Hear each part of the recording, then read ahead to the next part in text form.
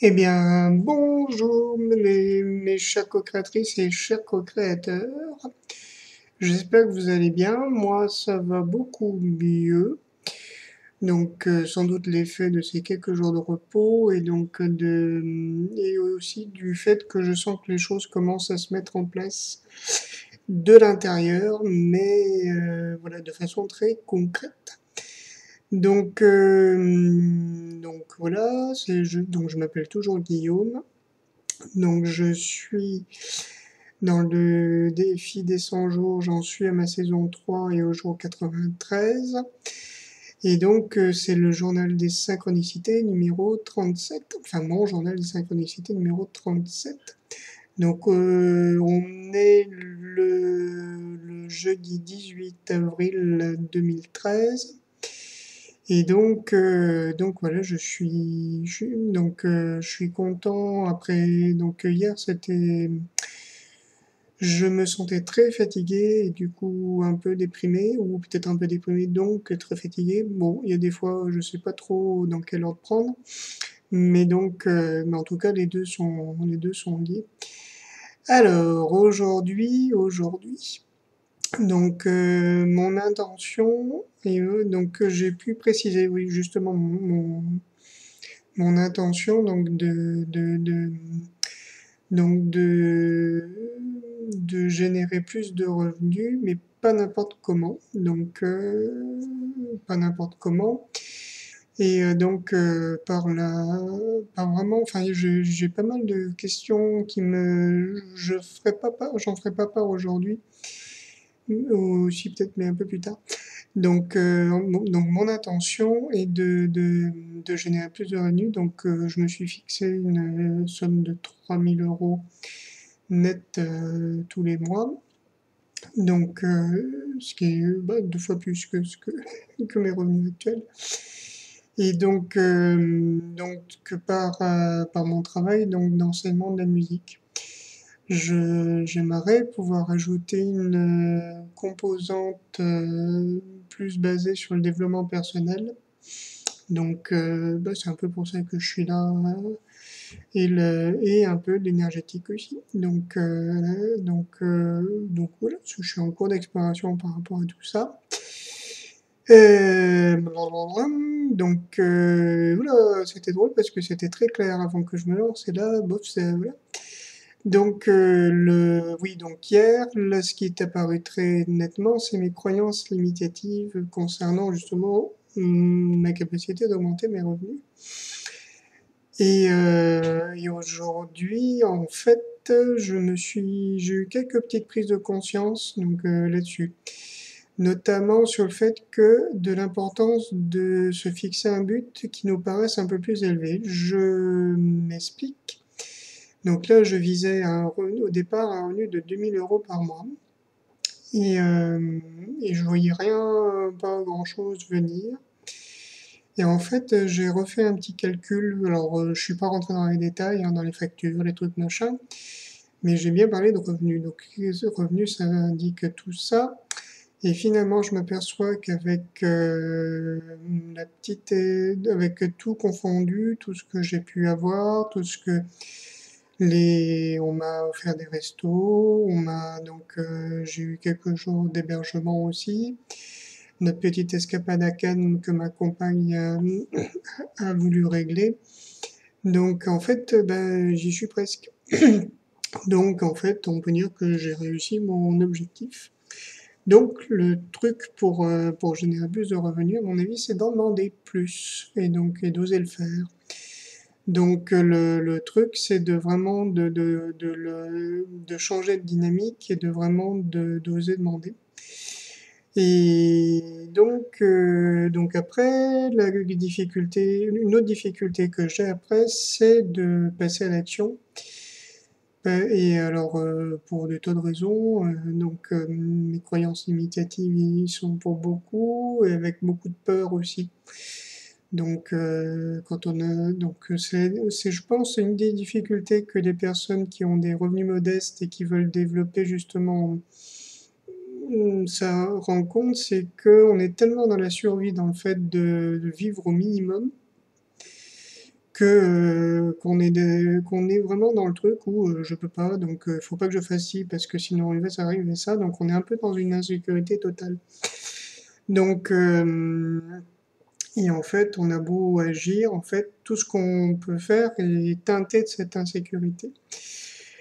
Donc il s'agit pas de jouer les kamikazes, de se mettre dans des états pas possibles, il s'agit pas d'être trop prudent et replié, mais il s'agit, je sens vraiment de poser des actions petit à petit.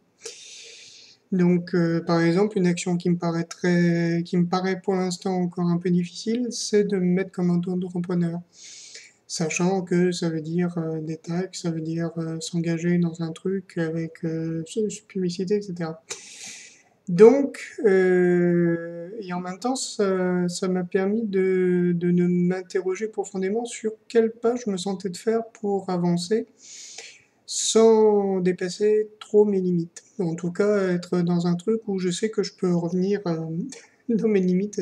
Donc c'est un peu curieux. Je sais qu'on est beaucoup, pour l'instant, on est beaucoup sur le fait de se lancer. Et voilà. Donc en même temps, il faut que je tienne compte de ça. Donc hier, je vous avais parlé du fait dans mes cours de musique, de revenir ou d'asseoir ça sur une base de valeurs, de philosophie, de méthode.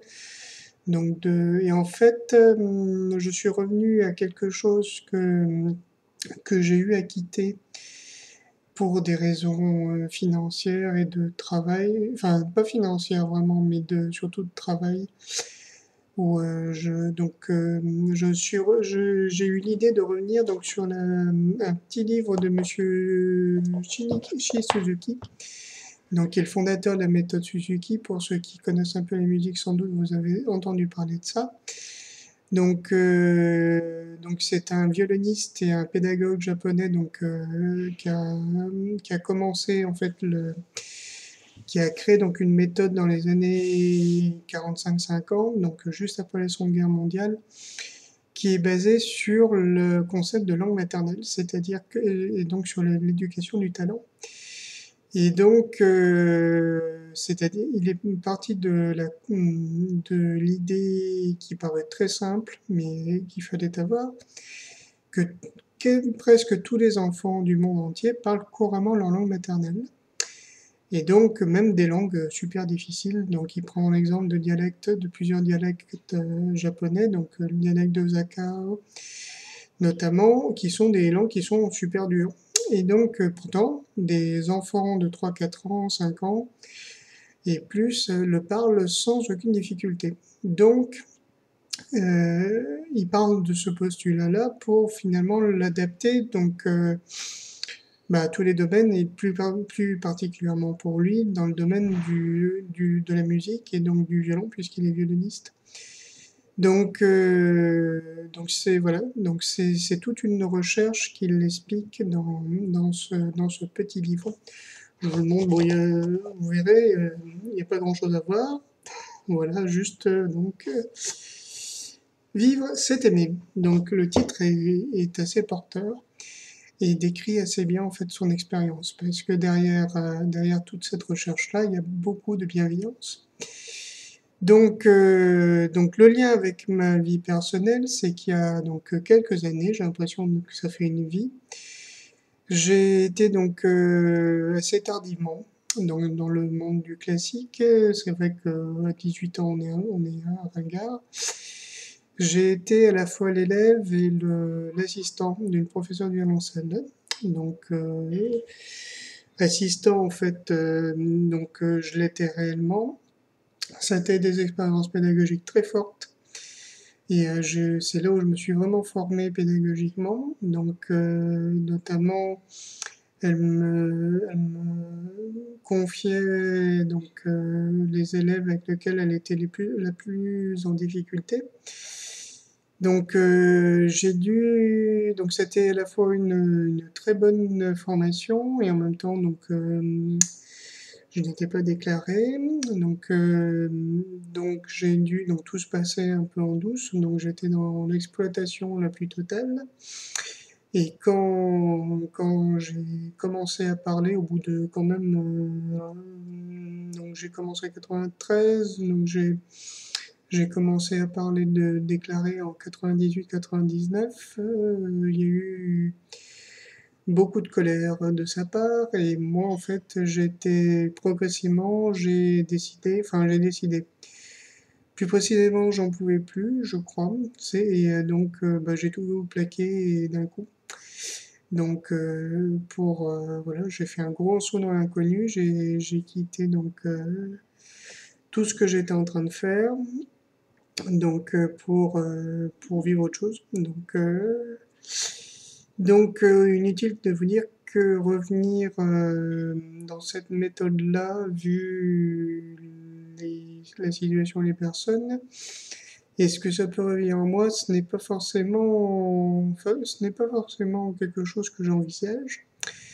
Donc juste pour répondre, pour anticiper pour des personnes qui diraient mais vas-y retourne-y. Donc non, je n'y retournerai pas.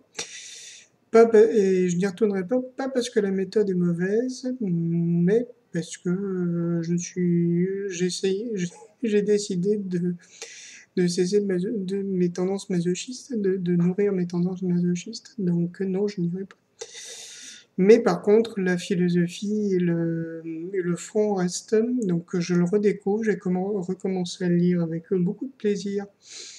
Et, euh, ça éclaire beaucoup mon travail actuel de prof de musique auprès de jeunes déficients visuels. En tout cas, vraiment, voilà, je redécouvre, je relis et je vois que mon boulot est en pleine, comment dire, en pleine, c'est terrible quand les mots viennent pas, en pleine résonance, on va dire, avec ce que je peux lire et avec ce que ce monsieur a essayé à développer. Non, pas essayer parce que ça marche. Donc voilà. Donc une grande avancée. Donc j'ai décidé aussi de l'appliquer à moi-même, c'est-à-dire de retravailler vraiment avec donc d'abord de me mettre à l'instrument, de pratiquer l'instrument et donc de le pratiquer dans cet esprit-là. Donc on va voir un peu ce que ça donne sur le long terme. En tout cas, je sens vraiment que les choses sont lancées. Donc, et voilà, encore la série des dons qui est de retour. Et voilà. Voilà. Donc, tout ça pour aujourd'hui. Et bon, ça avance bien. Voilà. Je vous souhaite une très bonne soirée, une fin de journée ou nuit. Et je vous remercie de votre écoute et à très bientôt.